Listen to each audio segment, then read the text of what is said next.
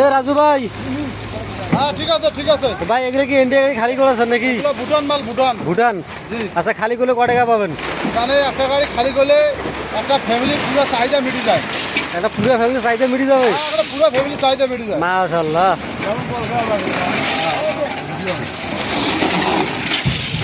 এগুলো কি ভুটানি মাল না ভাই? এটা ভুটান থেকে আছে? আচ্ছা আচ্ছা ভুটান থেকে বুঝছো? আচ্ছা।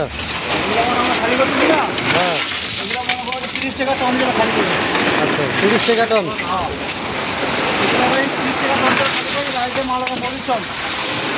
পরিশ্রম মালের দাম হলো ইন্ডিয়া টাকা 750 টাকা। 750 টাকা? 800 টাকা। আর বাটা করলে কত হবে? 1050 টাকা।